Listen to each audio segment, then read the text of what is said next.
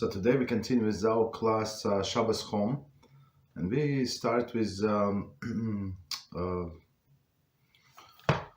Tzaddikim, sorry. And we continue with our very interesting topic, gate of haughtiness.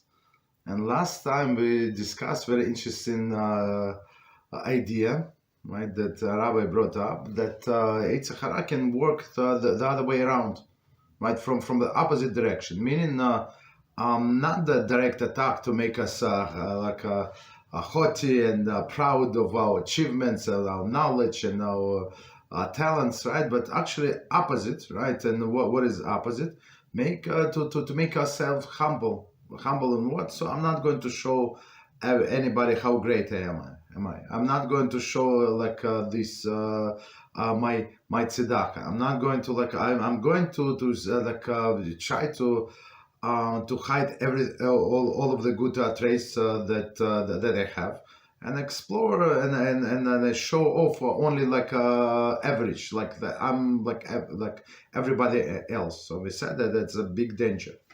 Okay, so continue, and we said there are many people like that. They trying to pretend that they're very humble, and they trying to show otherwise. Okay, I mean they're trying to pretend they're humble, but the agenda is not is actually being arrogant.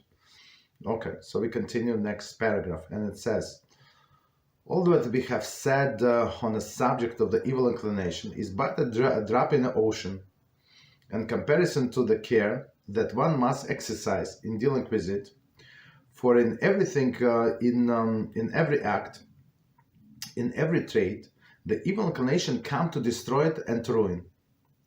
We have merely opened the door to reveal the activities of the evil inclination for the benefit of those who are unacquainted with the beginning of its ways. And the wise man will understand and hasten to remove it from himself. And the clean-handed man will increase strength. So let's see what is the continuation. One second. I think we'll do only this piece. There is small commentary, and then it's a different paragraph. Okay, so let's do this as a very short paragraph. So again, we're building up on what we said yesterday, and this as a story that we said yesterday. I think we have to make a separate clip of it. Right, the stories that poison our lives. Right, we had number one, and it should be number two. Sounds like very inspirational story, but in actuality, it's a poison. Okay.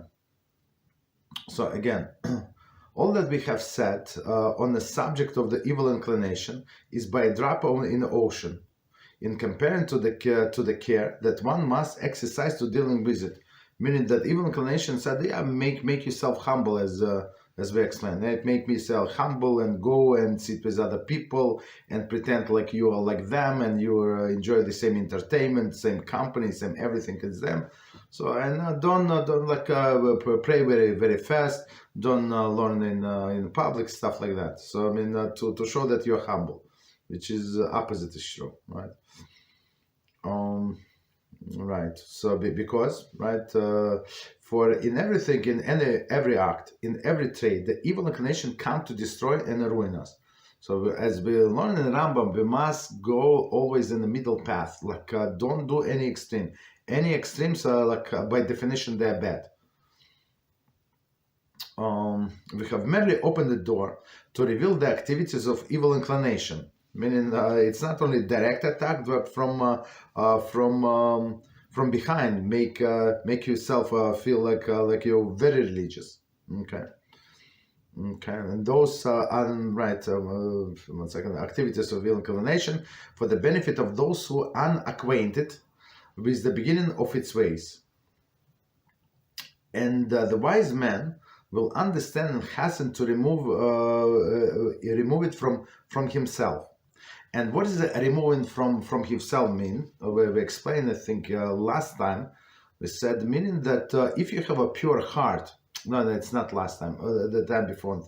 So if you do everything with a pure intention, so because Hashem said so, and people start praising you, and you got recognition, stuff like that, that was not your intention. There is no problem. There is no problem whatsoever, right? But with all of this, it must be pure intention. The clean-handed man will increase the strength, increase strength. It's from Eov 79, and here we have a commentary on this verse. And a clean-handed man will increase strength. This pasuk refers to one who has cleansed his hands from robbery and extortion. Right, pasuk refers to one robbery and extortion. Okay, what is it connection? Seeing the exploitation of the others, discuss him, and strengthens him resolve to stay clear of the activities, such activities. I'm not sure what is the connection to our topic, but let's see. Let's say one more time. This pasuk refers to one who cleansed himself or hands from robbery and extortion. Sorry. So meaning that this person is stay away from robbery, extortion. Okay. Seeing the exploitation of others, discuss him, and the strength his resolve to stay clear of such activities. Mitzudah David.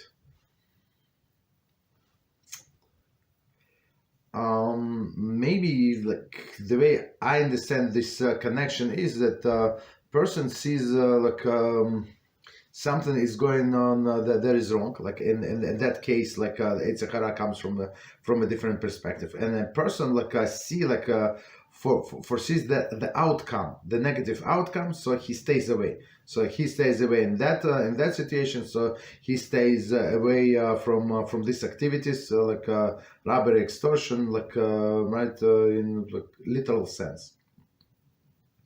So two writes Orchos Tzaddikim.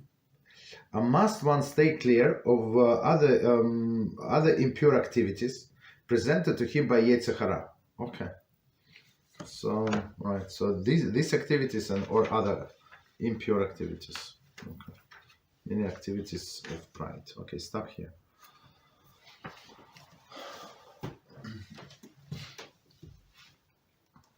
All right. So we are on chapter number. What is it, number 9? And now topic, wearing non-clothing articles. Okay. So last time we discussed this Shabbos key.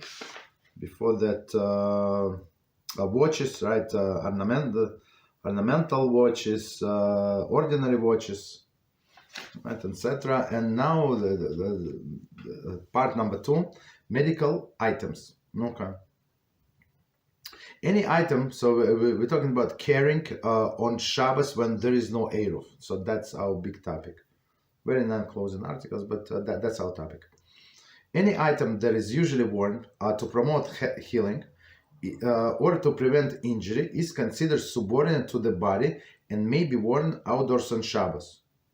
So again, promote healing or to prevent injury. Right, so even though there is no healing, but to prevent injury, to prevent the infection going in, right? Possible. We will dwell on the common examples of such articles. Bandages. So, I mean, that's the most common.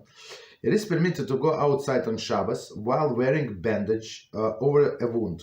Okay. However, the type of bandage that may be worn varies depending on whether medication is applied to the wound. Let us explain. So, meaning as we explained, to kind of these medical items. One is to promote healing, meaning if there is a medication, so for sure it is to promote healing, or it could be without medication to prevent injury. So, is it to prevent injury or not? So that's basically the question here. Okay. So number 1. Wounds do not cover with medication. Okay. If a wound is not treated with ointment, right, but is merely covered with a bandage to prevent scraping or infection, one should lechatchila, there is, if all possible, use the bandage of item of negligible value that will be discarded after the use. For example, Band-Aid. Since the bandage has a little intrinsic value, it is readily be considered subordinate to the body. Only if no such item is available, one may cover the wound with an article of value, such as handkerchief. Okay, so 1 second, is it all? Right, okay, so let's try to understand. So first, so if it's a medication, that's medication is a primary and this bandage is secondary, right? That's simple. But if there is no medication, so if there is no medication, so we need to understand if this item, this bandage in this case, is subordinate to the body, right? So subordinate meaning that it's a little intrinsic value, as we discussed, for example, this extra button, right, on the shirt or something, right? Does it have value? Yeah, but not so much technically, right? So okay, so lechatchila, we say it's like to begin with. So if it's possible to have in this like disposable, some kind of disposable bandages, so meaning after you use it, you would discard it. The best example, of course, a band-aid, like a plaster, because people usually don't reuse it. The regular bandages, right, from the cotton, this thing, of course, many people would reuse it, right, because they clean, right. There is no problem. They were covering some gouge, but basically they're clean. Okay, so it's proper, if possible, to use it like disposable, right? If not, he can use even not disposable. What is a handkerchief? So a handkerchief, especially in the olden days, that was very, very popular, right? People would use it for different reasons. Okay. So meaning it's a handkerchief is a separate article. It's not subordinate to the body. Okay. B. Wounds treated with medication. So that's of course much more lenient, right? If a wound is treated with medication or a medicinal ointment, it is permitted to cover it with an article of value, for example, handkerchief. In this case, the bandage promotes healing, since it keeps the ointment on a wound. It is therefore considered subordinate to the body, even if it's a valuable article. Right? So there is, of course, there is a different issue that we discussed in different book. Right? If you were allowed to apply medication, like in what cases we can use medication, because in some under certain condition, this medication is going to be like you would not be allowed to smooth it, right? Because it's a different prohibition. Just a second. So commenters say it is not always permitted to apply medication on the wound on Shabbos. For discussion of the circumstance in which it is permitted to see children in halacha. Okay, so meaning like we will not learn from that part, but in other cases, in another volume we will learn. So if it's like life-threatening or possibly life-threatening, maybe there is an infection. An infection is a very serious thing. Right, so if doctor said, for example, if it's some kind of antibiotics, right? So the doctor said like you must do like 7 days, 5 days, whatever.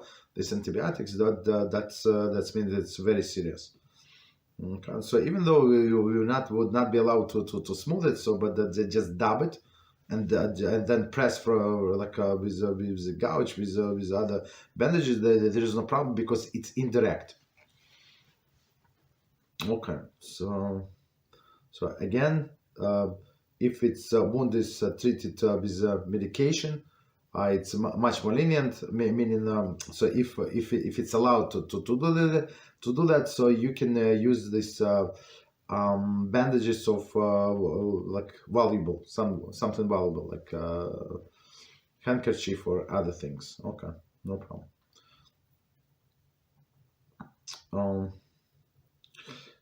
So continue. Number 3, securing a bandage. If a wound covered with a gouge gauze, or similar bandage, similar bandage that needs to be secured, it is forbidden to use an article of value, for example, handkerchief, to secure it. So secure it meaning that it should stay in place. Okay, you wound it many times, but you have to keep it keep it in place, right? So with something. Okay, so he's saying that so it is forbidden to do it with the valuable articles. In this case, the item used to secure the bandage must be deemed subordinate to the bandage, and the valuable article cannot be considered subordinate to it, especially if this bandage is disposable and now you're using the valuable article. Does not make sense, right? However, one is permitted to secure the gauze bandage with a band-aid, medical tape. Again, this band-aid is no problem, but medical tape is a problem. What is the problem? You have to cut it. Okay, but we'll see. Special bandage clips. So I think that's the best ones. Bandage clips, right? It's like it goes from one side to another side, or with a safety pin. So safety pin is also like a very, very good solution, as we learned before. Safety pin. Okay. So again, how you can secure it? Secure with a band-aid. So for sure it's disposable. Medical tape as well, right? Disposable. I mean, band-aid is more like the way I see it, more practical solution. Because medical tape you have to cut. Right, it's usually on a roll. You have to cut from the roll, which is a problem. Special bandage clips, also there is no problem, or safety pins, also a good solution. These are considered subordinate to the gauze bandage, even though they will not be discarded after the use, since their primary function is for fastening. So fastening, it's for sure it's subordinate, always subordinate to something else, even though we're not planning to. I mean, the band-aid, of course, we're going to dispose of, but these safety pins, right? These other things we're going to keep.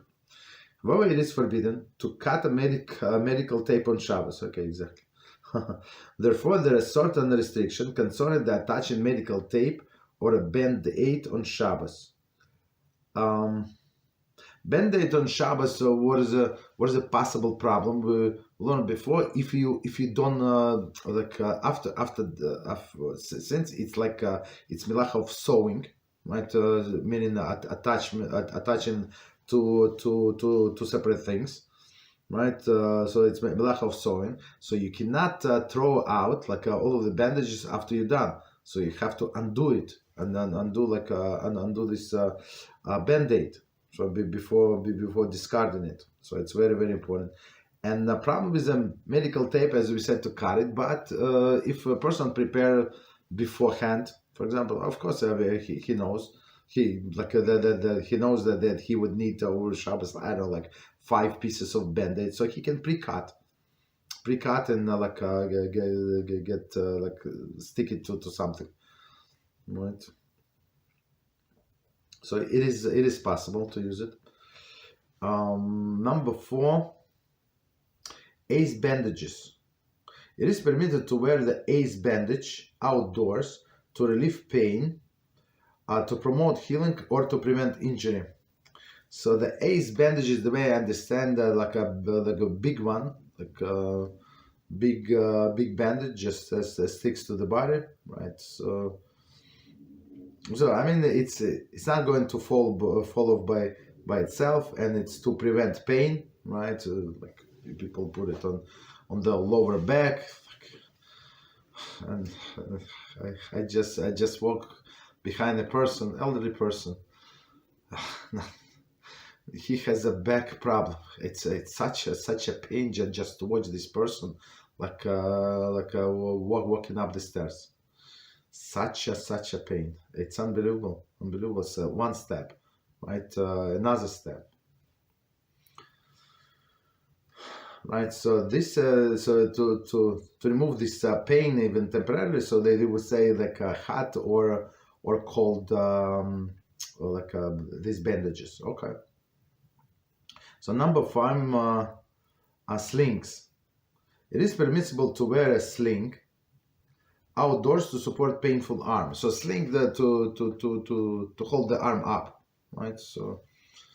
All right. So since it is for healing purposes, otherwise it would not heal correctly if you just let it down, right? So that's why we allowed to wear on Shabbos.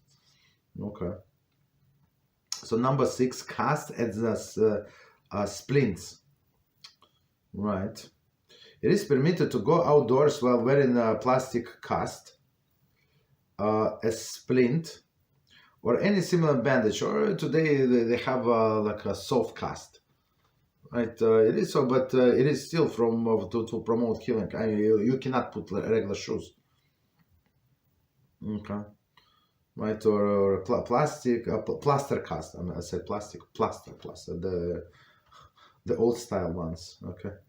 However, it is forbidden to cover the cast with plastic, since the plastic serves only to prevent the cast from the moisture and does not aid the body in any function.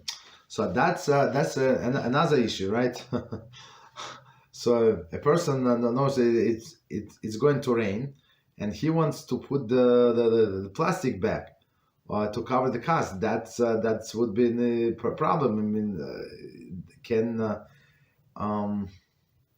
can the cast can water penetrate this plaster cast? I'm not sure. Maybe. I think. I mean, rain. So if it would, for sure, that it would be an issue, right? I mean, right. It would be an issue. But if it's like completely covered, right? For example, food, and now a person wants to put a plastic bag, that would be an issue. Right, because he or she protects only the cast, not the body itself. And as we said, the plastic bag's not article of clothing.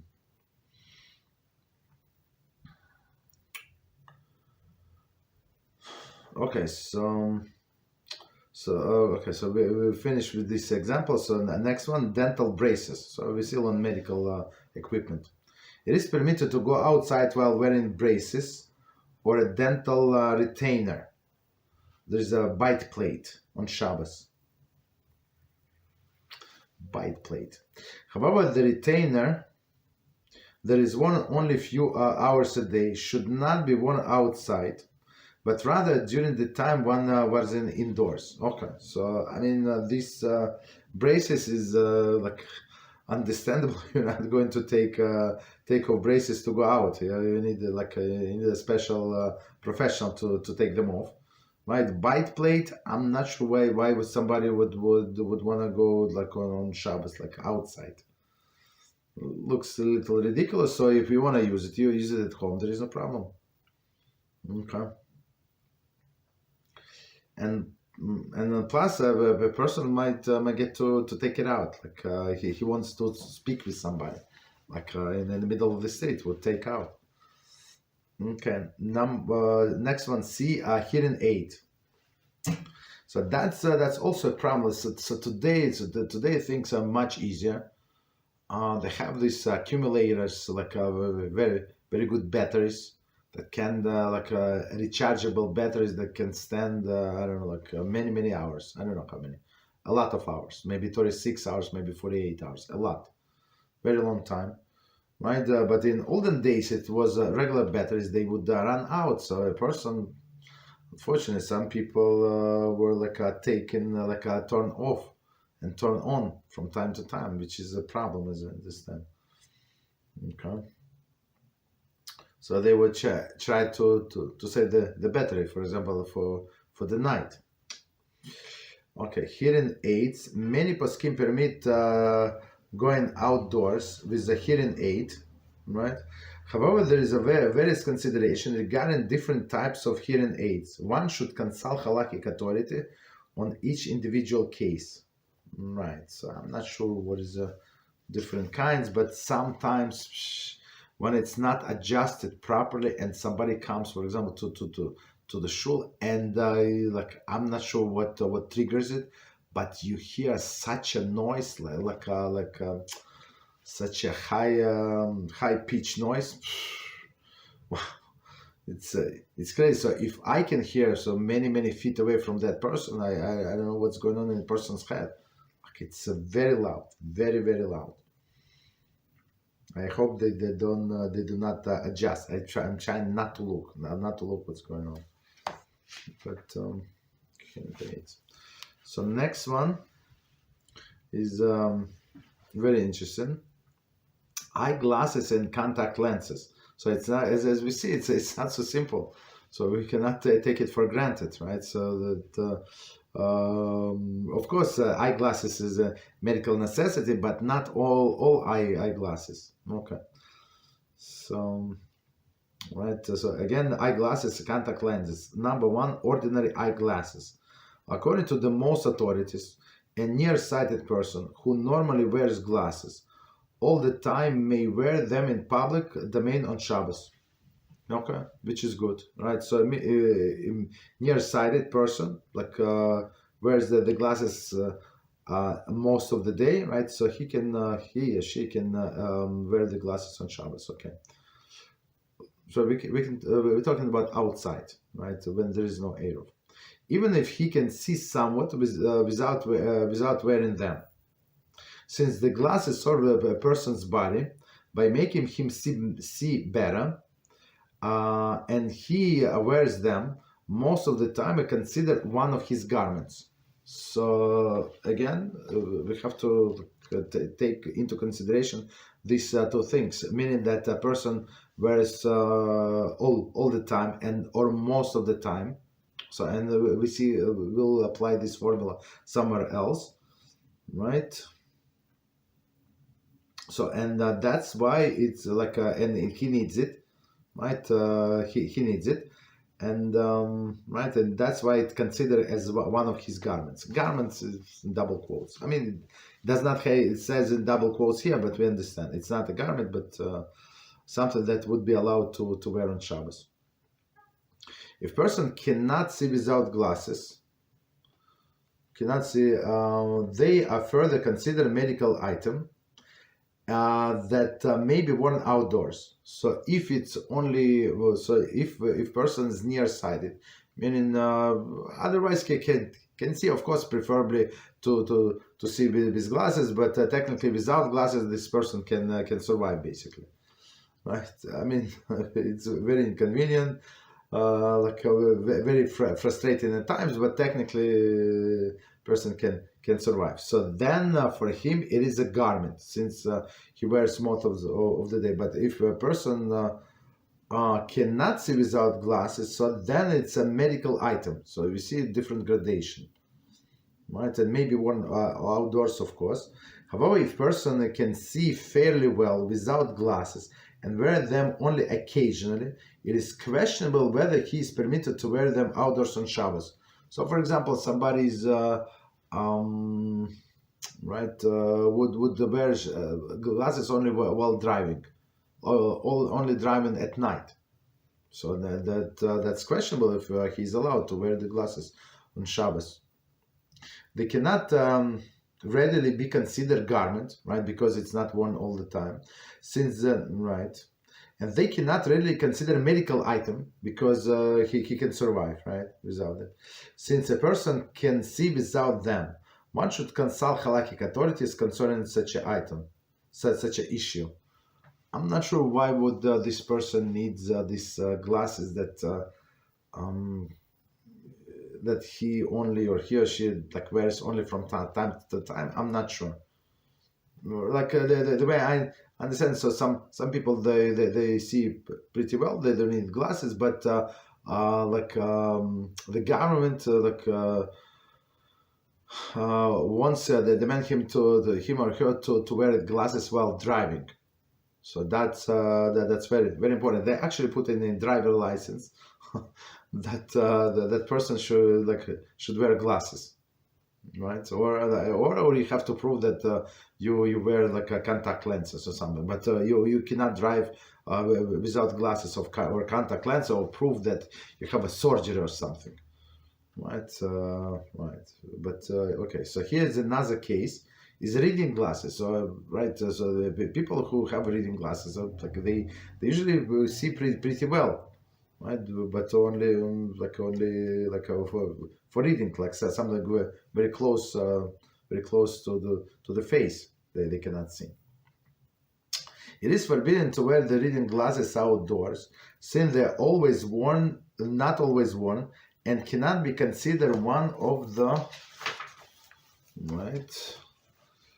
person's garment, right? Because they're not always worn, and since the person does not need them to help him to see while walking outdoors, they cannot consider medical item, right? So bifocal glasses are subject to the same rules as regular glasses. So meaning these reading glasses are not allowed. You're not allowed to bring the reading glasses on Shabbos. What do? You bring before Shabbos, or leave it there, right? I think I said in my show, there is like a basket, right? So like a gift basket somebody like brought, and they collected many pairs of glasses. So usually people leave their glasses by the place of prayer, but some people just forget, and so somebody just collect everything, all of the in basket. And sometimes you see people like they trying out. Is it like my size, not my size, right? My focus, not my focus. Very interesting, right? So, but wearing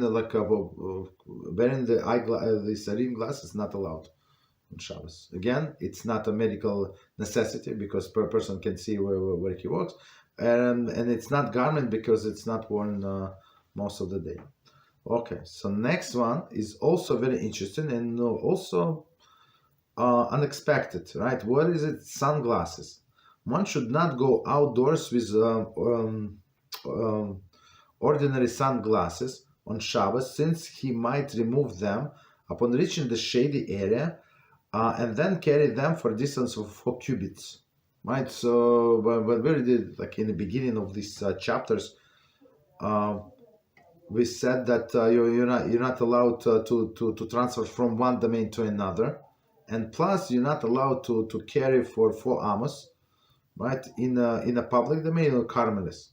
Okay, so meaning that we're afraid that person would walk, and it was like would be sunny, and the glasses are needed, and then it would be shady area with like very like dark, and person cannot see, right? Suddenly cannot see, right? And would be tempted to remove the glasses and walk 4 amos, which is a problem.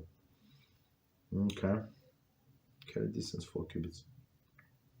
Furthermore, it is questionable whether sunglasses can be considered a garment, since they are worn only occasionally. So occasionally, right?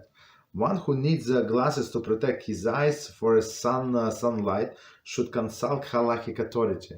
So meaning in some cases, yes, we allow to person like with very sensitive eyes, right, to wear sunglasses. Meaning some people are so sensitive even to the light, even without sun, to sunlight, needless to say, but even in light outdoors. So they would wear these glasses.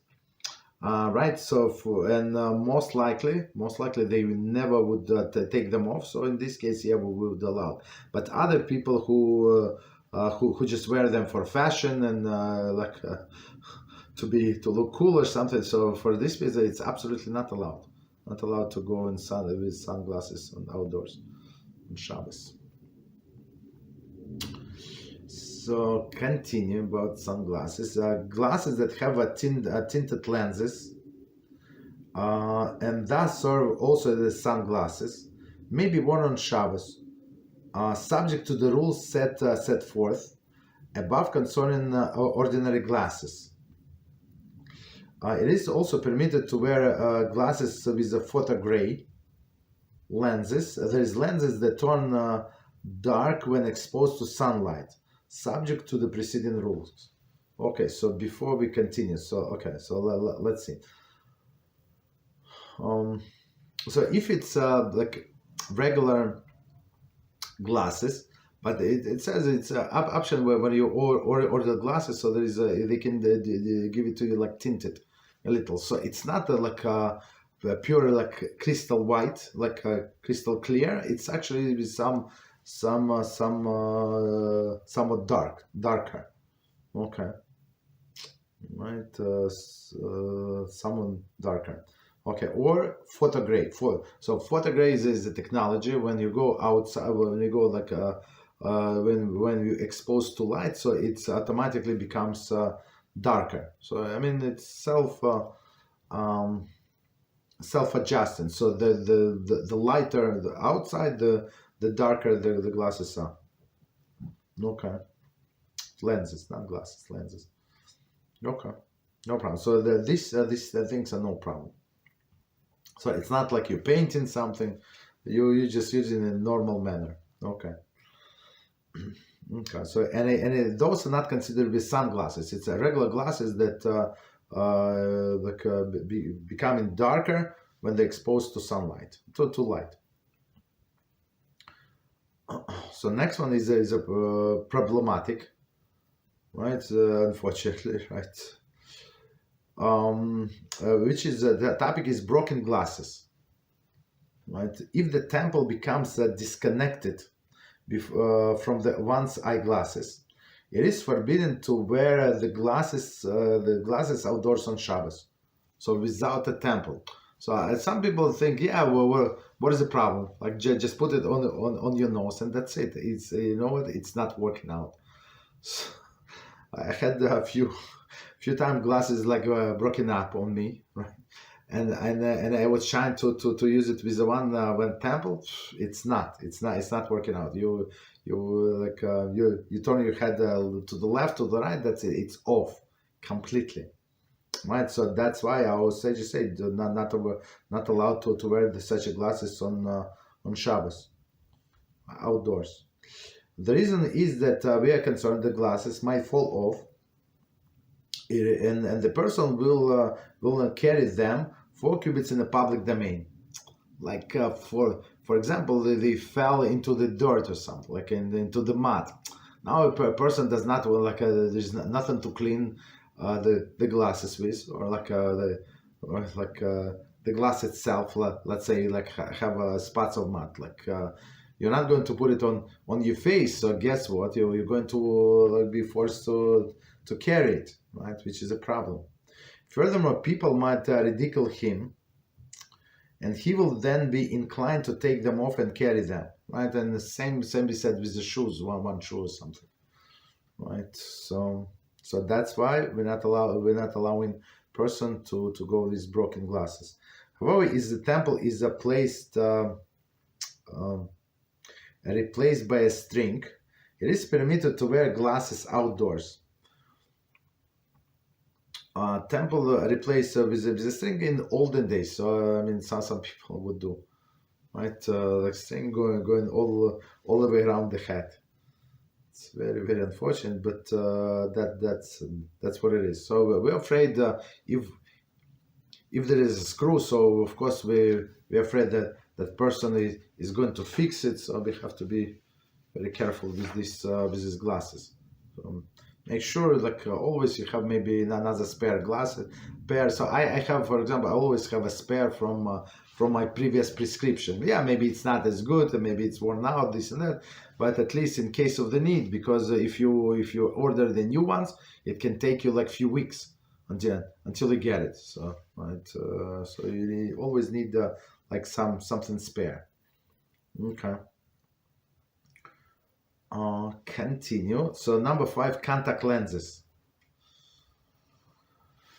I mean, okay. The contact lenses have the same halacha as regular glasses. Some poskim recommend that the person who is not accustomed to wear contact lenses should not wear them in public domain on Shabbos, since he might become uncomfortable and remove them while outdoors, and carry them for cubits in the public domain. So as everything else, in Shulchan Aruch says it's absolutely forbidden for a person to wear like new shoes on Shabbos, right? Why? Because in olden days, like in my days, you buy shoes, like you're going to get bruises for, I don't know, 1 month, 2 months for sure, guaranteed.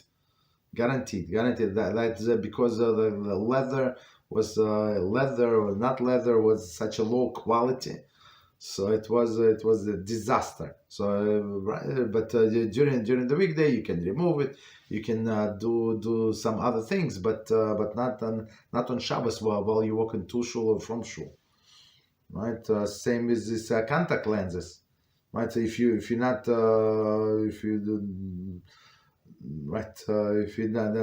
not get used to them, so.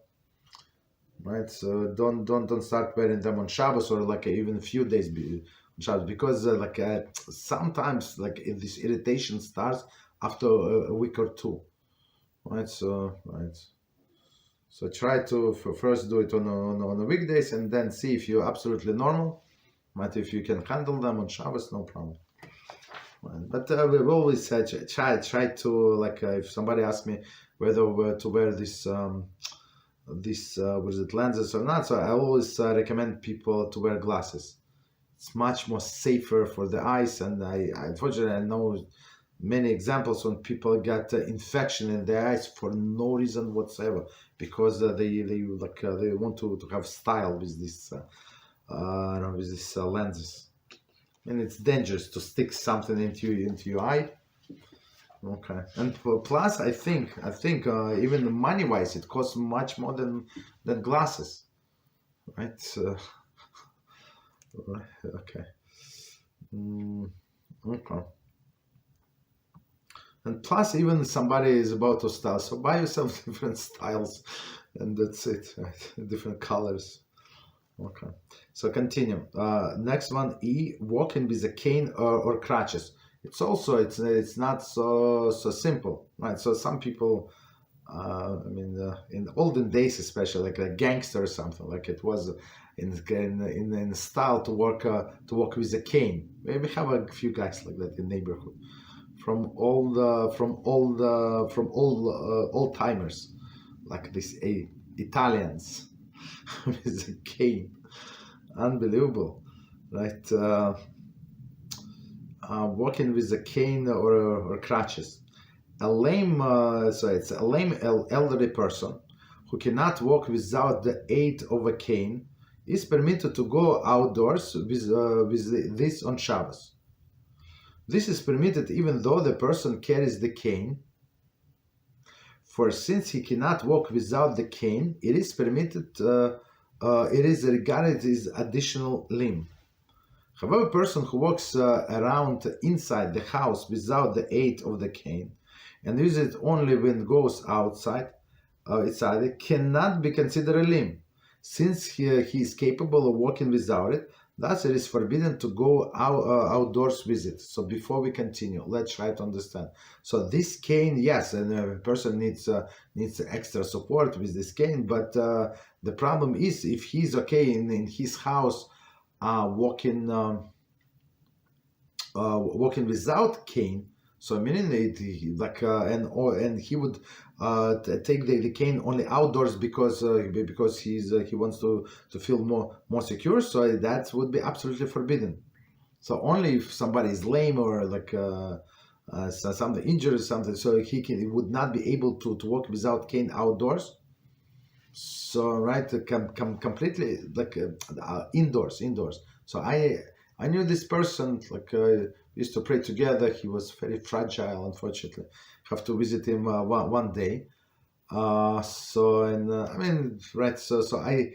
him. He came to the door to open the door with a cane, and then he said once he had to give me some. I brought him something. He had to give me something back. So while we were talking, he put the hang his cane on something, and then he said, 1 second, I need to go to the room, the living room. He took the cane and he walked inside of the house with the cane. So I noticed that, and I said that's amazing example. That's amazing example. The person, for sure, he would go to shul. No, he did not go to our shul because it was pretty far for him, with a cane. I'm not sure if he went to shul on Shabbos because he was very weak. But during the week he would come to shul. Right? I mean, somebody would drive him, basically. Very interesting. And he would walk with a cane. So in this case, for that person, that's no problem. But others that in the house they feel pretty secure, but only ones outside because it's I don't know, snowy or wet from the rain. So that would not be allowed. Likewise, this is forbidden for a person who is in danger of falling because of the slippery or icy road to go outside with a cane on Shabbos. So I mean, in the Kia is only because of the icy road, right? So not allowed. Since he can walk without the cane in normal weather conditions, it cannot be considered limb for him. So meaning he can walk with somebody and hold to hold somebody's hand. Right, so another man to lean on somebody's hands, there is no problem because so no problem whatsoever. Consider, continue. The same guidelines apply using crutches outdoors. Concerning the same walking. Before we continue, so crutches outdoors. So I think with crutches it's the same, for example, somebody broke his foot or something, right, and now he needs to go to the bathroom from his couch, right? He would not be able to stand up without crutches and then walk to his bathroom or to kitchen to whatever destination, even in the house with the crutches, right? Otherwise he cannot hold the balance. So I mean, it's I think the crutches is even an easier case than the walking cane, I think, right? Because crutches you need for the balance. Okay. I mean, you need the walking cane also for the balance. But what I'm trying to say, a person would walk with crutches usually when there's one hand is one foot is not working, and that's the reason. Okay. Concerning the use of the walking stick for the blind person, Halachic authority should be consulted. So for the blind person, it's also for him it's a life danger to walk without this thing. So yeah, there is one blind person that I see from time to time. He saw this person he's so brave. Every time I see him, my heart sinks. Because he I see him by the main avenue. Right, I mean it's for us a main avenue, right? Because there are stores and stuff like that. There are buses, crazy drivers, of course speeding up, there is traffic lights, and this person always trying to cross the road. I don't know, how does he know where the traffic is going? I mean, I can imagine, but still, it's so dangerous every time that he's trying to cross the road or stand by the curb or something. I don't know. Right. A few times I asked him, should I help you to cross the street? He said, no, absolutely not. I'm good. Thank you. Okay. No worries. Thank you. Okay.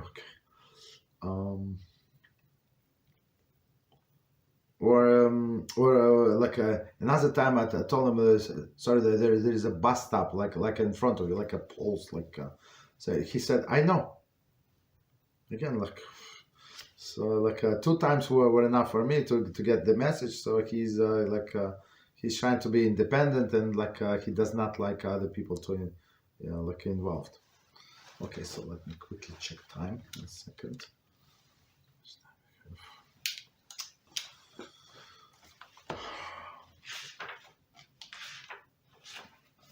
Okay, so let's continue. So next is a wheelchair. So also there is not such an easy thing. There is a dispute among the poskim whether a person who cannot walk is permitted to go outdoors with a wheelchair, which he himself pushes by turning the wheels. So again, the person cannot walk completely. Okay. Some poskim rule that the wheelchair is similar to the cane and can be considered a substitute limb for the person, which is logically, I mean, based on what we said, is makes sense. So for that person, the walking cane, like it needed to go around. For the other guy, the Crutches, and for this person is a wheelchair, right? And he uses his own power. Others, however, maintain that the wheelchair differs from the cane in this regard because wherever a person actually walks with a cane and uses it in the fashion of a limb, he merely sits in a wheelchair and it is transported along with it. So okay, so this the second opinion said that this walking cane is a little different, or I mean, they say a lot little different. Meaning what that in some sense it is it's like a limb. So meaning he's leaning on it. So he's like same thing. When you walk, you lean on your foot, like all your weight is on that foot. So same in some sense, same as a cane. So it helps you. And the wheelchair, like a person is not using to lean it, right? Like to use it as a regular limbs, but also only sits in it and being transported with it. Okay, so which is, I mean, like which opinion is logical? Both of them very logical. By wheeling the chair, he transport it 4 cubits in the public domain, right? So meaning that he transport the wheelchair itself. One should consult Halachic authorities concerning this matter, and also concerning the matter of the whether it can have Gentile push the wheelchair, right? So for example, a person has a home attendant. So in my shul, unfortunately, they I don't know I said it or not, but they start installing the lift. So what is the lift? We have like a one flight of stairs. So first when you come, it's like two steps, I think. So they have a ramp. That's easy. There is like a foldable ramp for a wheelchair. There is no problem. But when you go inside, so there is a flight of stairs which is maybe 6 steps. I don't know, 5-6 steps, which is, if a person cannot walk, that's mission impossible. So they install the lift, like the person goes with a wheelchair on this platform, and it like elevator, right? So like a lift elevator, so it elevates you to that level. So I mean, very special. But I asked Rabbi, like when I saw like Rabbi, but Shabbos, no? He said, yeah, non-Jew is going to operate. So he said, no, it is, he started telling me like, you see, when a person does not know halacha, right, and he's like a simpleton, and you tell him something, he said, yeah, that makes sense, But when you know for sure, like it's not allowed, right, by nobody's opinion, but they try to what is it, to push it, and right, so what can you do? Like Rabbi Rubenschmidt that's said recently about, I mean, recently to me, about this case when unfortunately the Beis Din, unfortunately not the most prominent Beis Din, but with the power, so they allow, I think, people to get married, right, and he's a Kohen and she's a convert. So how you allow the Kohen and the convert to marry? They say no, because first her parents got converted with a reform conversion, and then they converted normally. I think she was born, this girl, and then converted normally, and that's it, right? So maybe, right, so they say maybe according to some opinion, this reform court is actually the reform based in, I don't know, whatever they call it, based in, and reform does not sound like in one sentence, but I don't know, whatever the court is who converted. Maybe according to some opinion it is okay, right? But there were two men and a woman, but on Shabbos and all other things, of course, it was not okay. But these people, they decided, like, say, yeah, maybe according to somebody's opinion, it is. So basically we have a doubt, and plus in the family of this guy, there was one relative that was not observant, and maybe they're not a Kohanim, maybe they're halal and stuff like that. But this guy, he wants to be a Kohen. He wants to give blessings. You understand? So he wants to give blessing, and he wants to be married to this girl, which is disgusting.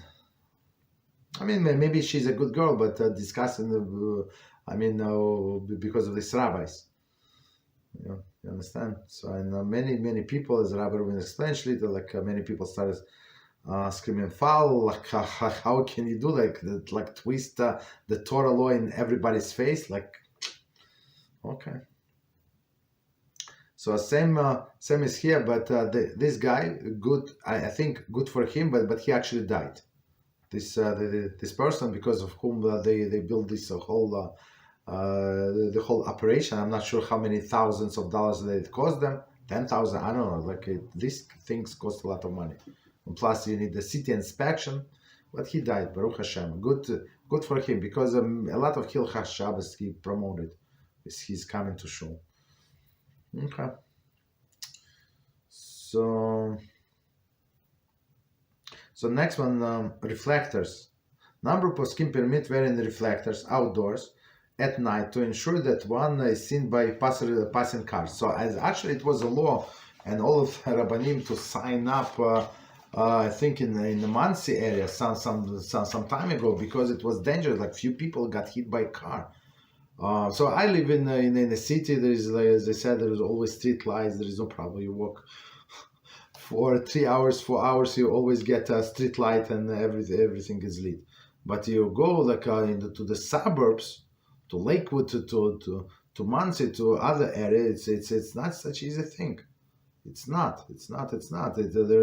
People have to walk. So if they want to go like to specific shul, like further away from their house, and they have huge properties. We have exactly zero property, like everything like together. But wherever they live, they have a huge or bigger property. So meaning that you have to walk further. They have to walk along the roads, and roads are not lit. Like there's no street lights.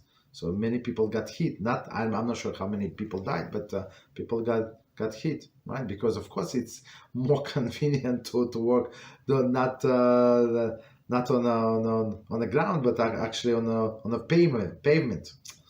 And that's why they said that you have to walk with these reflectors. So I mean, we put it on top of the suit. Okay.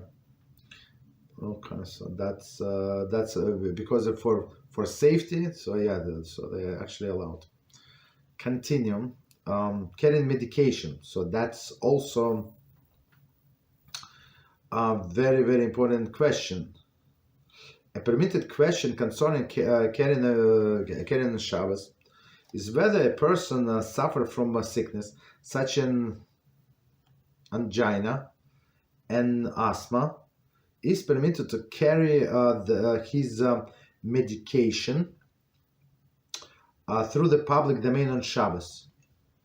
So I mean, of course, asthma is like I know a few people who have this. So it's very, very critical. They have this thing to right the spray, special spray all the time by them. Right, certainly such a person was outdoors without medication and suffer a life-threatening attack. It would be permitted and obligatory to procure the necessary medication through any means. Meaning, if we don't give them this medication, the person might die, right? So meaning, whatever you need to do, like maybe we're going to read learn these laws even one day, so you can even break into this store basically and steal this medication to save his life, for example, right? Through any means, right? However, the question is whether he may carry his medication outdoors when he leaves his home, to have supply on hand in case of attack, or even as we were told about this, what is it, diabetic, right? People with diabetes, they take insulin, they take all of the medication, but sometimes they have these attacks and they need something sweet, like a cube of sugar or something. So without this cube of sugar, they can die basically in a few minutes. Like that's very, very dangerous, very dangerous. Okay. So, and many, of course, there is like many other problems, medical issues. Okay, so continue. However, the question is whether he may carry his medication outdoors when he leaves his home, right, to have supplies on hand in the case of attack. Since there is no medical reason which compels the patient to leave his home, and it's I always repeat, and people get upset many times, right? Whether where his medication is kept, it is questionable whether this can be considered a medical emergency. Meaning, in case of medical emergency, so meaning if you need to go to the doctor, so yeah, you can take these medications, right, and walk through the public domain. But if it's only because you want to go to shul, you want to socialize with other people, right, and take your medications, so stay home. So we advise one person. I said you can keep in the shul your medications. I mean, keep at home, like take if needed right before you leave, and maybe like he said it's like 20 minutes walk. After 20 minutes, like you have another supply, right? But to carry like go to the shul just because you want to. And carry the medication, I don't see how it's not arrogant in my mind, right? So people know, you understand, just because you're healthy. I said stop with that. So I do go on Mondays. Oh, you want to read to hear the Torah reading? Would you come on Mondays? So what do you mean? I said on Monday we read Torah. On Thursday we read the Torah. I did not see you on Monday and Thursday. So you said you want to hear the Torah reading, right? No, right? You said yes. So it looks like not. You understand? So if you have this condition, so like if we have this condition, or whatever condition we have, it's I think in my mind it's properly just to accept, right, that Hashem does not want me to be in a shul, or in the opposite. Hashem, I want to be in a shul very, very much, but since it is dangerous for me to travel without, to walk without this medication, and there is no air, guess what? I'm not going to go to shul. Exactly because why? Because I respect you law more than my wishes to be in the shul. I think that's would be in my mind the kosher approach. Some poskim permit, right, a person to carry the pills if he does so in unusual manner, such as storing pill in his hat, and that's what we said, like behind what is a sweatband. That in men's, so they would keep something. Okay, so if it's a real case, but I would say, well, don't go. However, since there are many details of this halacha, one should consult halachic authorities. So as we said, it's not so simple, right? Okay, so again, these people insist, and that this guy in the wheelchair, he insisted only to come on Shabbos day. Friday night, he was not there, right? Even though he had a home attendant, it's like home attendant is being paid for hours. Like he would, I mean, he would bring in like a pay to bring him in the summer. Let's say I'm not talking the winter. In the summer, nice weather. Why would he not come? Or on a mincha, right? On mincha, we also read the Torah. There's always also a class by a rabbi. Like there's the same people. So what is the problem? Right, but people insist on their own way. Okay. So next one, beepers and walkie-talkie. Right. Concerning whether the doctor or other emergency medical personnel, for example, Hatzalah members, may wear beepers or walkie-talkie on Shabbos, a Halachic authority should be consulted. So basically, they do work. Sometimes it's a little annoying when they put this radio on a full blast, full volume, like it's not right next to it. It's on your belt. You can hear. Why should the whole shul see that you're such a big, great tzaddik? You say like saving people's life, right? Keep yourself a little humble. A little, right? You like don't disturb anybody. Or this sometimes these doctors, like they have a huge cell phone, of course, like iPhone 76 probably, right? The huge one, and they put it on a belt so everybody see that he's with a cell phone. Okay, so even if you're allowed to use this cell phone, right, to carry maybe for medical emergency, so put it in your pocket. You understand? Why it should be like in everybody's face? And plus this text messages. Baruch Hashem, this doctor he moved out. Like it's such a big blessing. I pray for some people just stop coming to shul, just stop. And another guy, it worked for one person, for another person, Baruch Hashem, and now it works for one more person that was very annoying. Right, and now he had a medical emergency and he moved closer to his daughter, Baruch Hashem. So he's only comes on a weekday. On weekday there is no talking. On Shabbos he's not going to be there, Baruch Hashem. So this doctor, he has the volume on a full blast, and he would get this medical text messages. Maybe I'm guessing that maybe it's those reports, automatic reports about his patient, but he's not going to check. Like he used to sit not too far from me, so he would not check.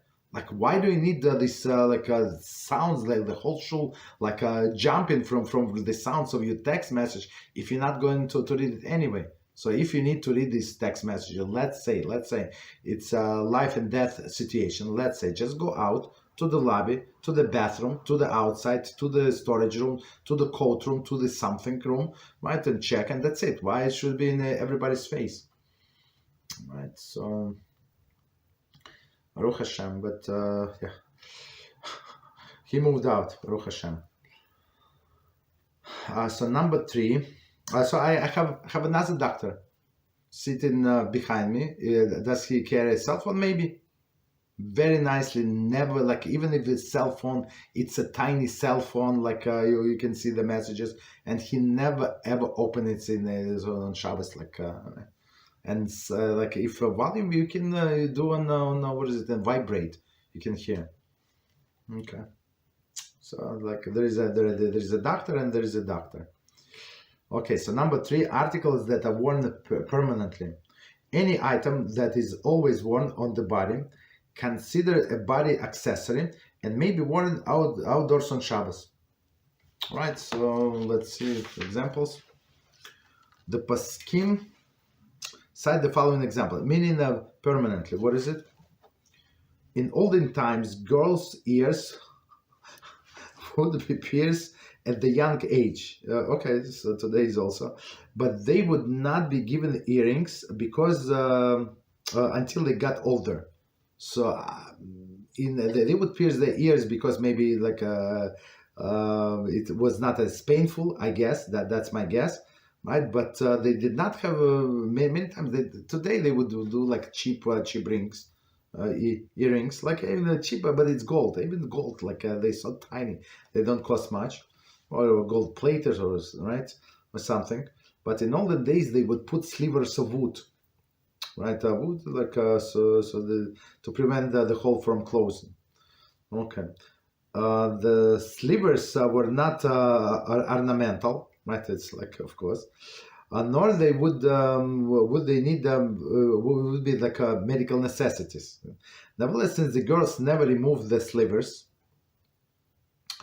and the slivers were useful to the body, I'm not sure, in order to prevent the closure, I guess, it was permitted for the girls to go outdoors with a sliver inserted. But today, I guess maybe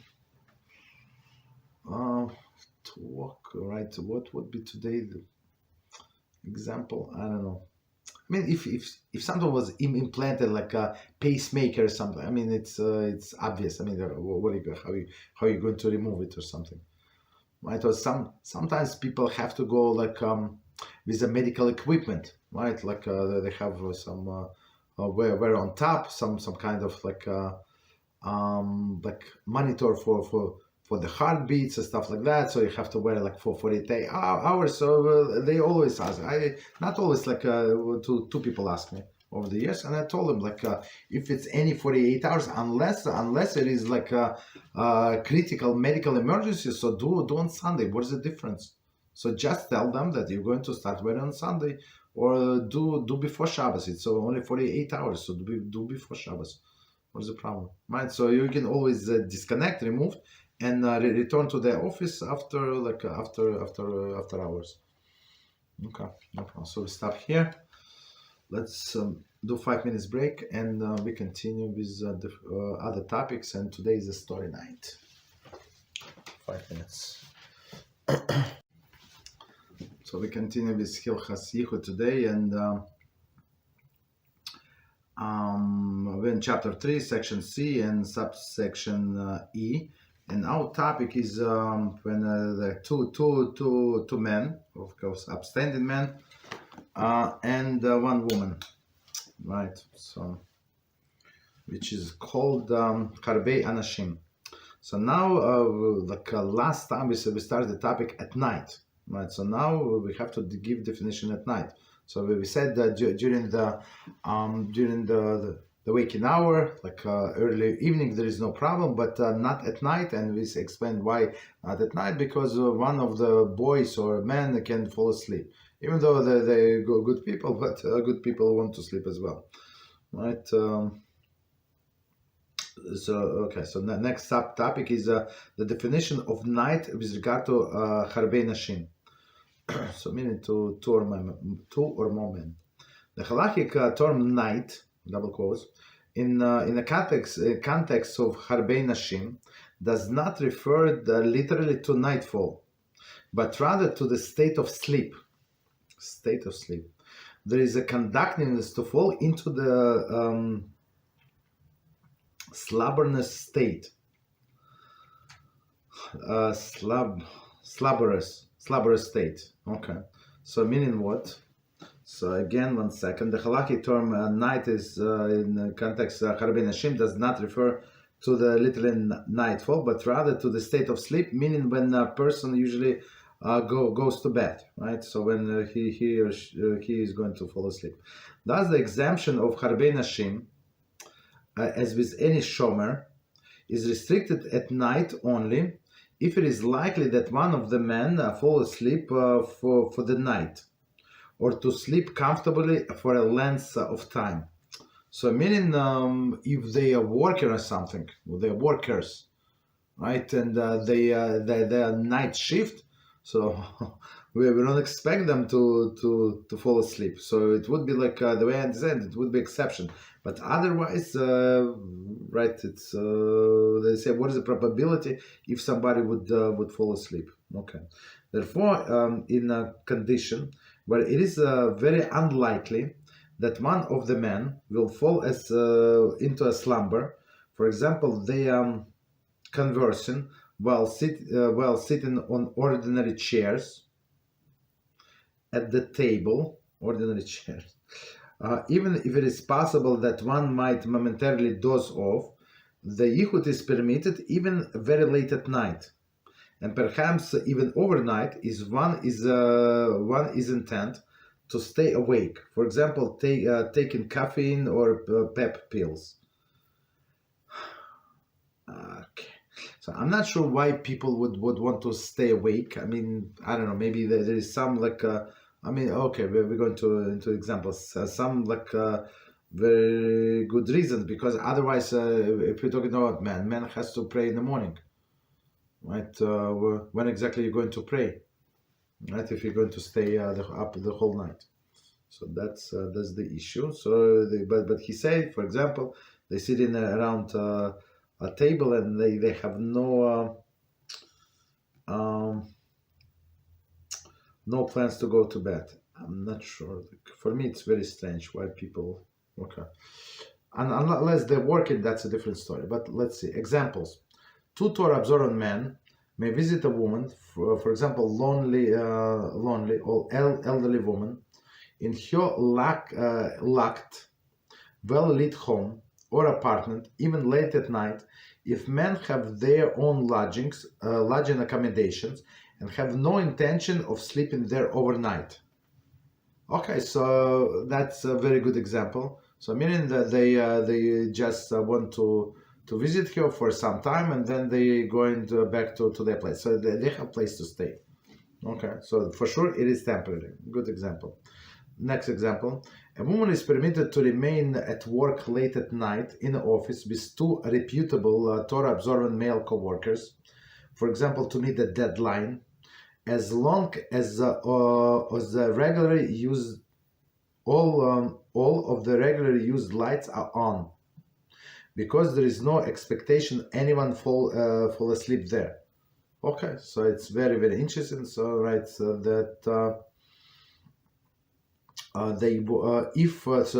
she can stay with two other co-workers, of course, Torah observant co-workers, meet the deadline. So meaning an exception if all of the lights are on. Okay, because there is no expectation that anyone will fall asleep there. So meaning that people want to finish it, just go home, right? They're not going to fall asleep there. However, if the office provides its staff with the furniture suitable for any kind of napping, for example, a recliner, a sofa, couch, etc., remaining late at night in this case should not be permitted. Okay, so it's a very, very special office. I mean, they want people to be like basically slaves, to work there as long as possible. Very interesting with the couches, sofas. So continue. Yichud in these conditions is permitted even if one of them tries tires and begins to doze off. Okay, because he is likely to be suddenly awakened from the fitful nap at any time. Right. His presence, even while the dozing off, is thus adequate shmira. So meaning that in this case he is still working, so he's not going to fall asleep. Okay. So he's supervision of the yichud. However, if one of the men is drunk, yichud may not be permitted. So guess what? Because this drunk person is going to go to bed, and that's it. Right. So no more shomer. Okay, so next, one second, I think we can do. Right, let's do one more case. And the subtopic is that the presence of a third man permits yichud at night. So meaning, the issue was as we discussed last time, and this time that one of them might fall asleep. So now, if even if one will fall asleep, we have other people. So, and it says, at night, the presence of a third man is required to serve as additional shomer in order to permit yichud. Okay, yichud is then permitted even very late at night, even if all are asleep. So very interesting. Two are not enough, but three is much better. So what does it mean? I think examples.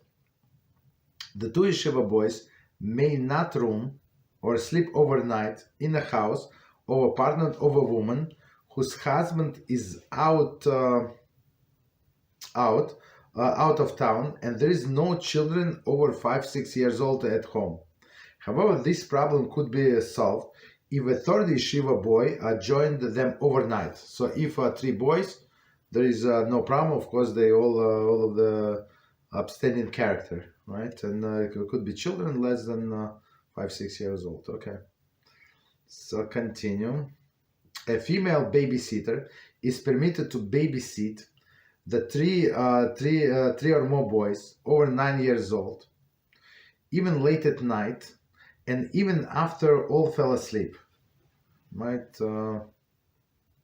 Refers. So meaning, okay. So this a female babysitter, and 3 boys over the 9 years old. Okay, so like in this sense, it's like they're like men.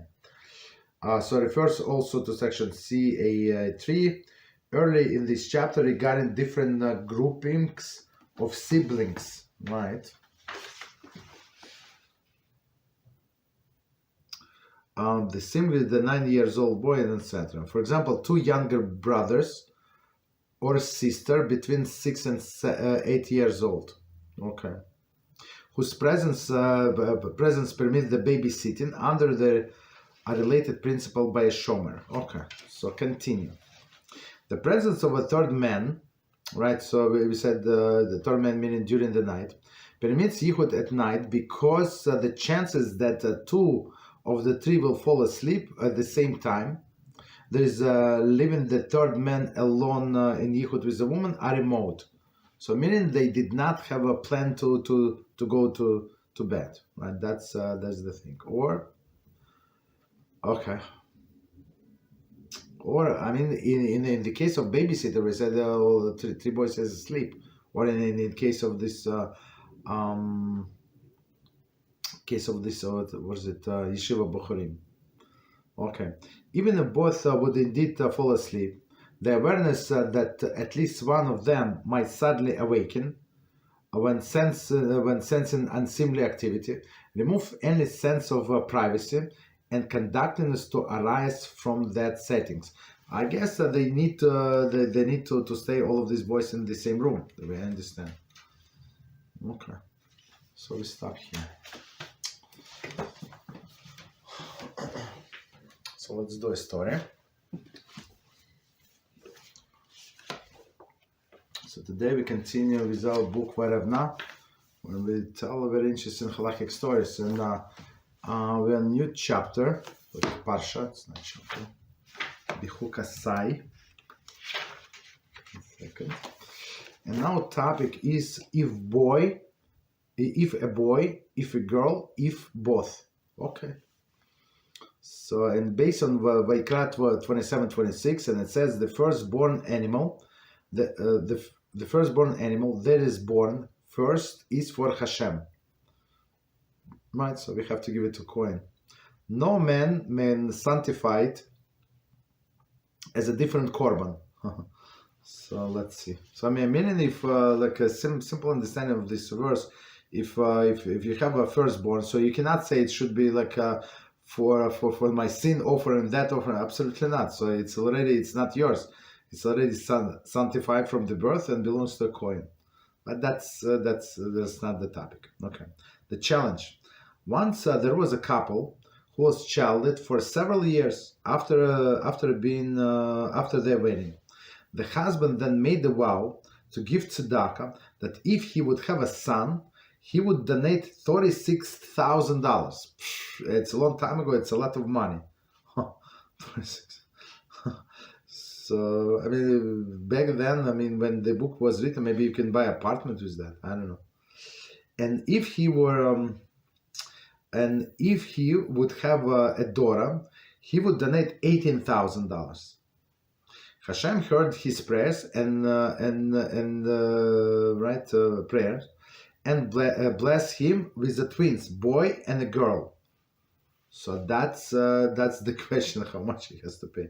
A question then arose concerning how much he must pay to fulfill his vow. Should he pay the larger amount, 36,000, right? Because he said, if I'm going to get a boy, 36. If a girl, 18. So how much, right? So he got boy and a girl. Should he pay the large amount, 36, since he has granted a boy, or perhaps he must pay both amounts, since he had a boy and a girl as well? Okay. Solution. Mahar Sham to Teshuvah, volume 5, section 42, rules that since both the conditions of his vow had been fulfilled, right? It is true. He must pay twice, for the boy and also for a girl. A proof for this can be found in the Mishnah, Temura 5:1, which discusses the case of the firstborn kosher animal, Bechor. Right? So I mean that's the parallel. Normally, a Bechor must be given to a Kohen. If Bechor is healthy, the Kohen offers it at the Korban in the Beis Hamikdash. So here, this Kohen comes to us.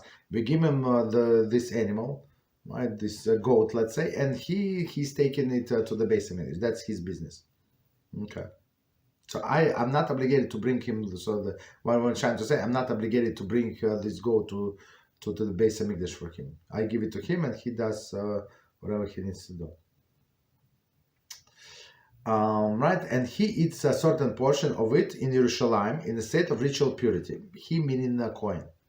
If the Bechor has a blemish that disqualifies as a korban, the Kohen keeps it for himself and eats as ordinary meat. So still, we're not allowed to keep this animal. We're still obligated to give it to Kohen. So a Kohen, if it's blemished, he's going to eat it wherever he is. If he's not blemished, he takes to Yerushalayim, and I think he keeps most of it, if I understand correctly. Okay, so let's see. Continue. In this week's portion, the Torah forbids the owner of the Bechor to sanctify it as a different kind of the korban instead. So meaning you cannot say it should be sholomim. No. It's not yours. It belongs to a Kohen. Okay. However, the Mishnah adds that the sanctity of the firstborn as a korban bechor begins only from the moment that it is born. Okay, so meaning when the animal or like a child right, in the same case, like inside of the mother's womb, so it is part of the mother. So this animal becomes a bechor when it's only born, like sticks out the food or something. As the verse implies, the first animal that is born first. So meaning born first twice. Okay. Therefore, the sanctity of bechor can be circumvented by dedicating it as a different kind of korban before it is born. So don't try it at home, but it's a circumvention of halacha. So meaning when it becomes bechor, and we are obligated to give it to a Kohen only when it's born. When it's not born, so it's a part of the mother's body, and he said that we can re-sanctify it to something else. Okay. The Mishnah thus concludes that if person says that of his unborn animal, if it will be male, either by dedicated as a korban ola, so like ola complete burning, right? If it is a female, I thereby dedicate it as a korban shalamim. Right, shalamim meaning what is it? The owner also eats. His statement is valid, very interesting. If there are twins, male and female, then the both statements are valid. Meaning one is Ola and one is Shalamim, the way I understand. Okay. Here too, even though his vow for charity addressed the case of a boy and a girl, but not both together, each individual statement is fulfilled. Right? Thus, he must pay twice. See Torah. Okay. Torah Shashuai 23. Okay, no problem. So the thing is that since both of his conditions were fulfilled, he said if it's a female 18, male 36, guess what? So both of them were fulfilled. Pay up. Okay, we stop here.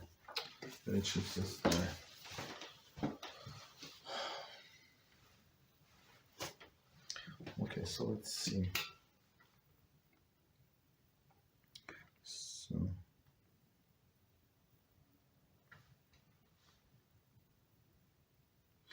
Okay, so there's a picture. I'm not sure what should we do with the picture.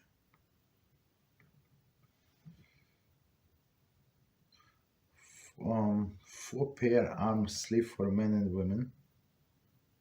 Tattoo cover up. Cool. Okay. All right, no problem. Okay.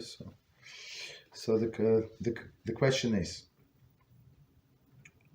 I'm not sure why you buy like only sleeve separately. I'm not sure why. Okay. So, question. We have hypothetical question. So beside this one, just so you know, I don't see any other questions.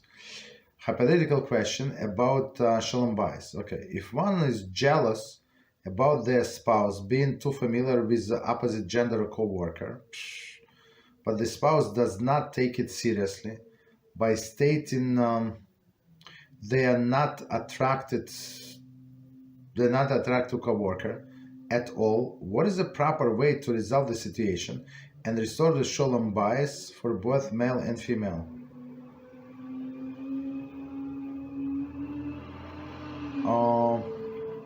So I mean that's a very very important question. All right, so again, hypothetical situation, shalom bayis. So one side is, for example, he's jealous because she's talking about this coworker, whatever he's Joey, like 17 times during the evening. That's a little too much. So he gets jealous. He said, no, that's fine. We only like coworkers. He's good with me. He has wife, 17 kids. He's what is it? He's Irish or something, right? No problem. Very devoted and stuff like that. So no.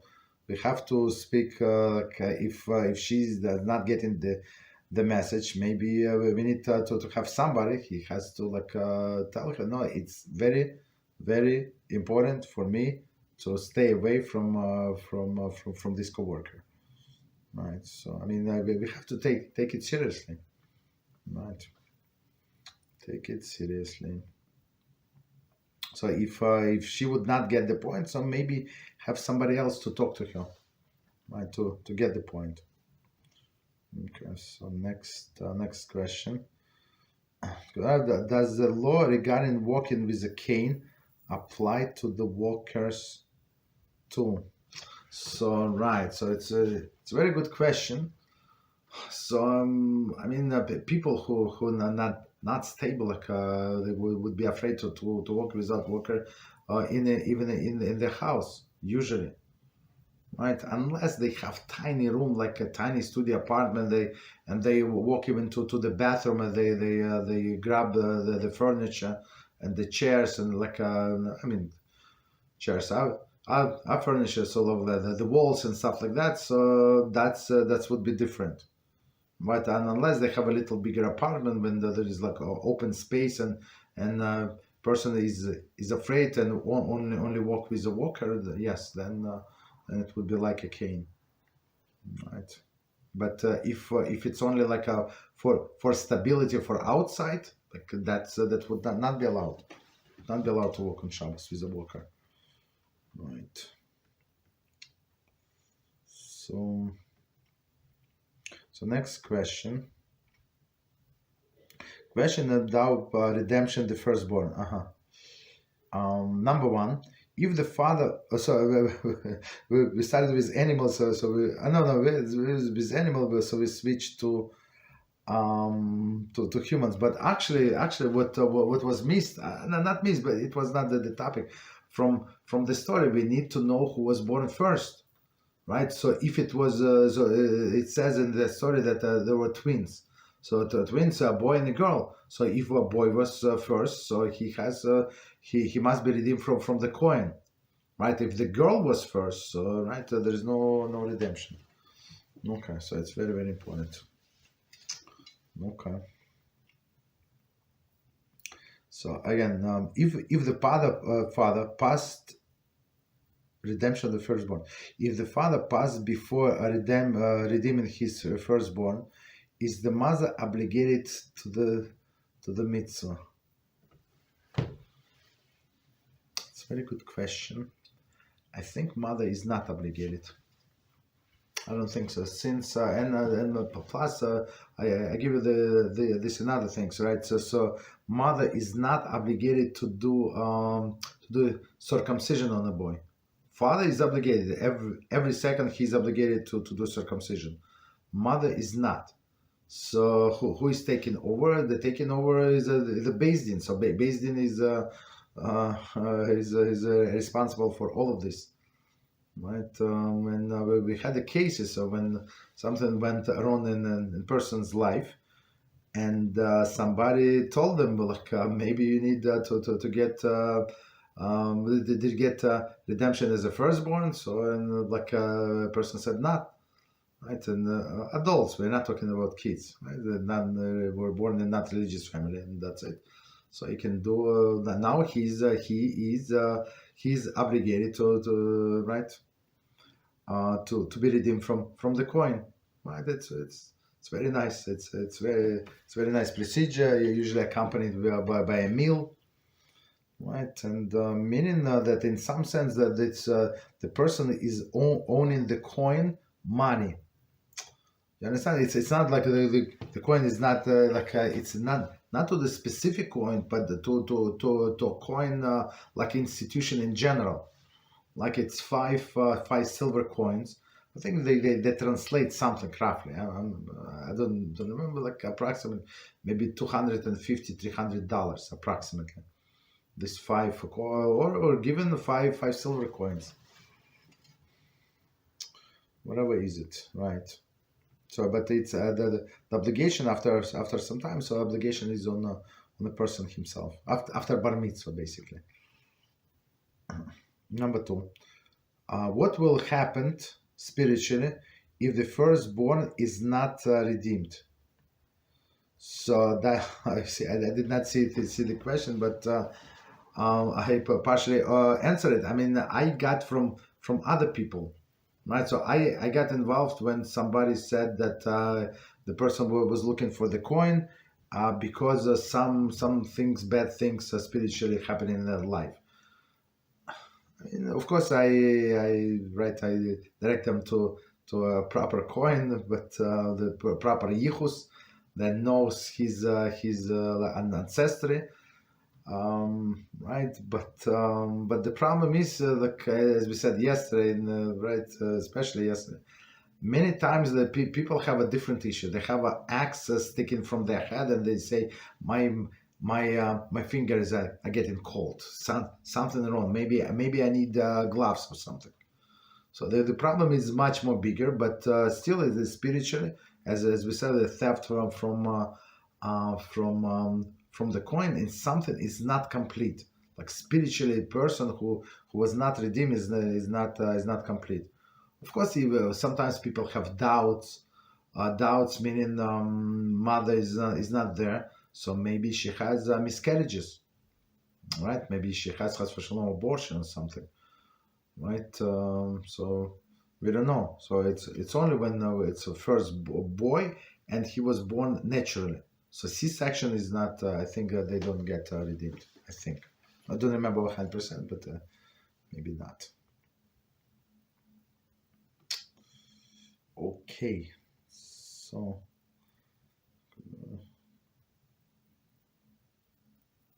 Okay, not shown a question about the picture. Yeah, I apologize. As I said, I don't see the. This is not okay. Would it be permitted to wear sleeves to cover tattoo like this on Shabbos when there is no Eruv to that? Absolutely. This thing is this sleeves 100% clothing. It's 100 to prevent dignity, to protect from elements for sure. There is no problem. Okay.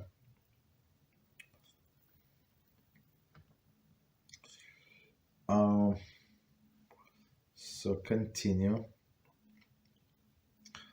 Question, general question. If one is generally healthy, but sometimes has a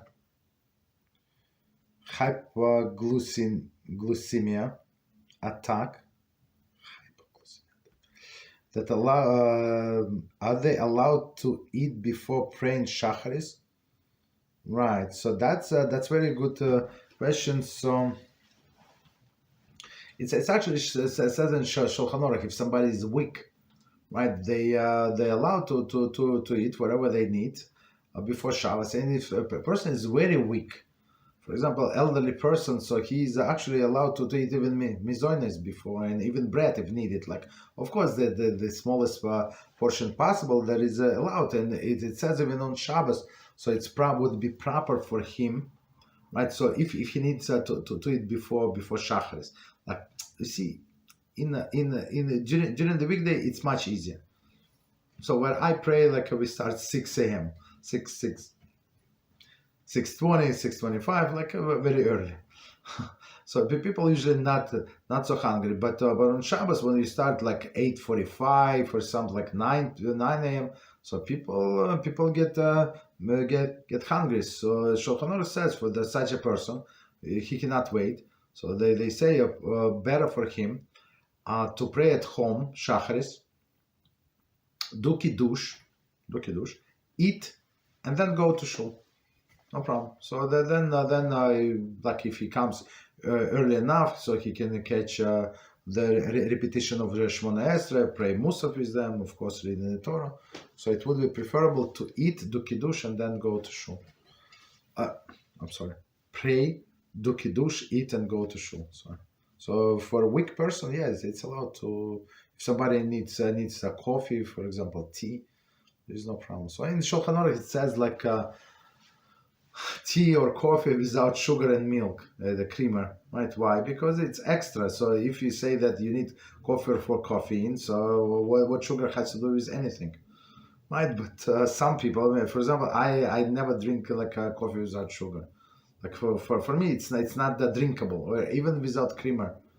Like other people do, like never ever add milk or something, like, because they like the taste of the coffee. Me personally, I cannot. I don't like the taste of the coffee without the creamer, without the sugar. So right, of course, it's not like for enjoy. Of course, it is enjoyment, but technically the main point is to get like boost of energy. But it's only on Shabbos, like on weekday. I don't know. We start early, so we don't drink. Okay, so basically there is no problem to eat or even drink, and even mizones. So if possible to do without mizones, with other things like a fruit or something, so it would be preferable. But if not, yeah, you can, no problem.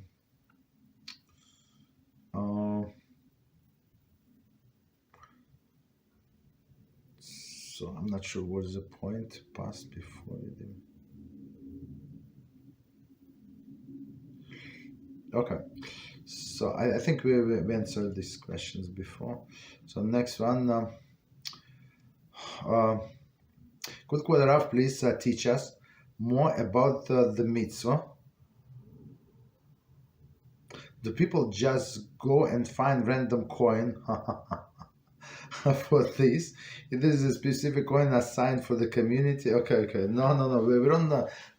Many people, especially if they were not religious in some generations. So unfortunately, there is very big possibility they're not kohanim at all.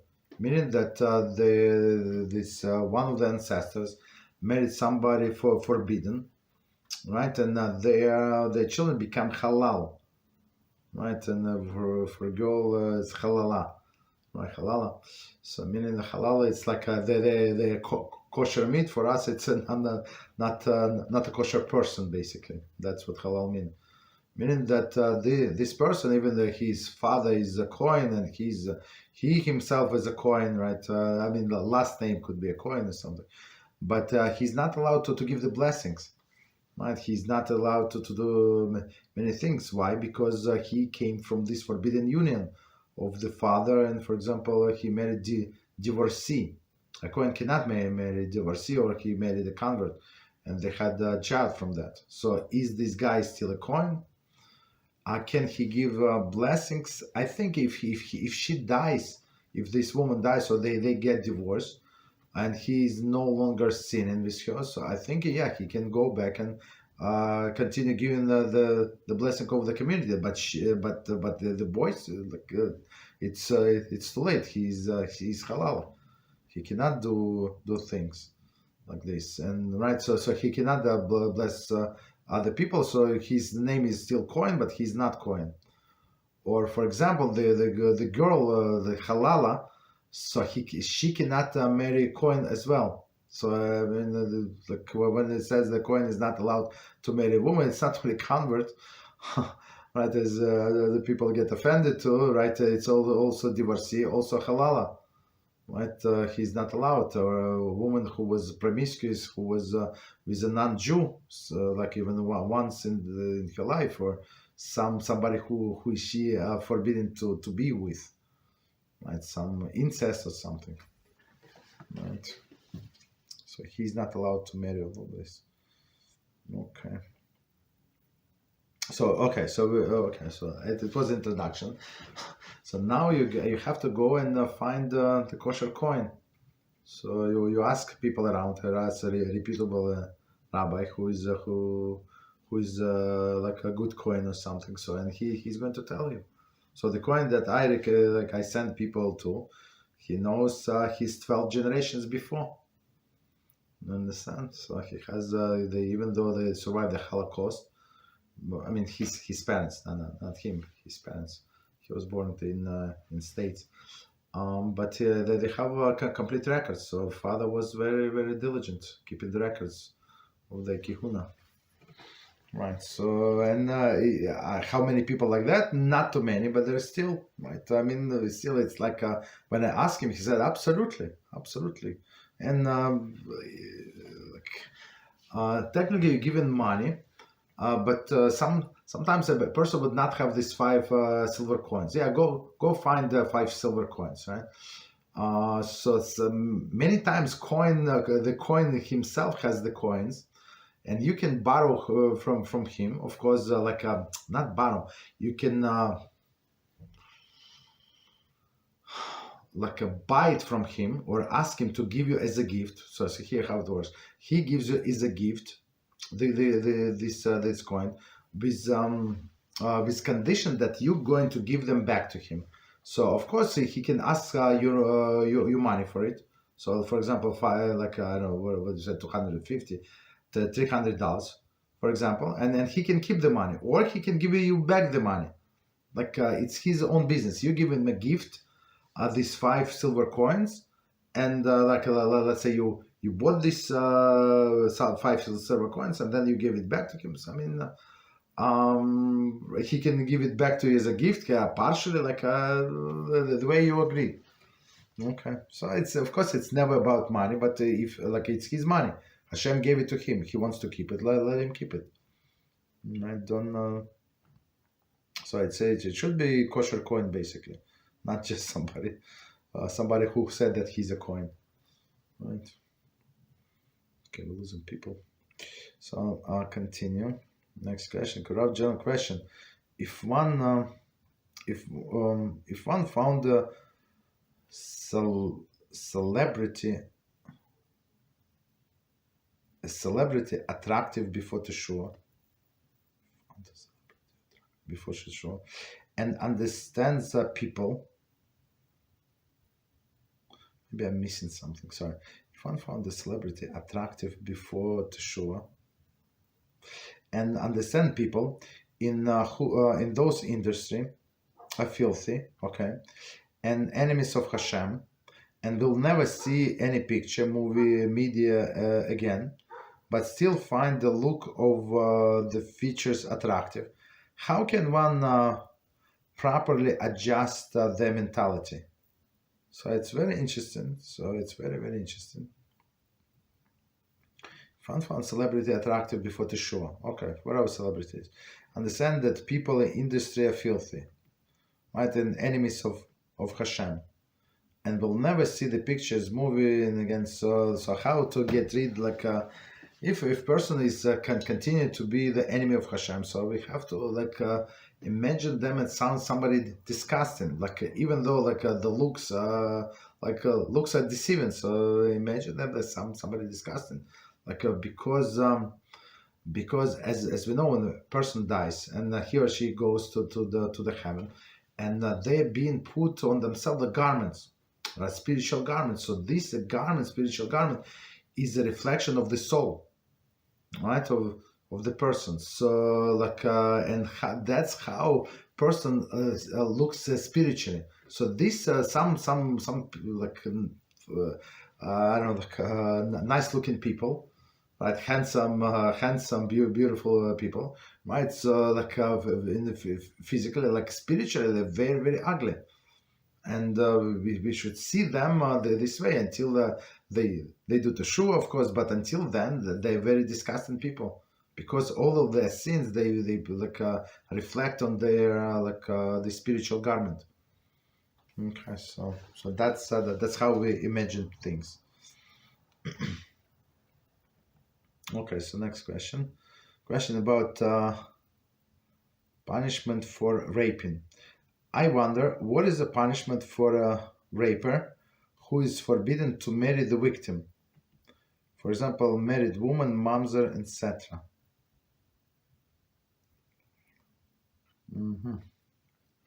So that's very, very good question. So again, there are a question about the punishment for raping. So raping is if there is a father, so there is a special fine, and he has to marry. He's not allowed to separate. But in the case of the incest, right, he is not allowed to marry her. However, she's married, right? Or he's a mamzer or something. Who's forbidden to marry the victim. So in the Torah wise, the Bezdin cannot do more punishment than that. So if kings wants to get involved, so maybe they can get involved a king. So king can kill that person, right? So king has this prerogative, go above the law of the Torah, so he can kill people even for thievery. So right, and it's very important to have this king in a judicial system, and let it be a righteous king, because as we know, like somebody stole, and he got caught. Of course, there are witnesses, this and that, so it's not such an easy thing, of course, as we understand. So he got caught, and he has to pay double. So guess what? He stole 20 times, and 7 times they caught him. Was 6 times they caught him and proved it. So he paid back. So basically, still it was worth it for him. You understand? So here comes the king and said, okay, so make sure they pay double, because on Wednesday you're not going to be without head. We're going to be like we're going to take your head off. That's it. So that's what the king says.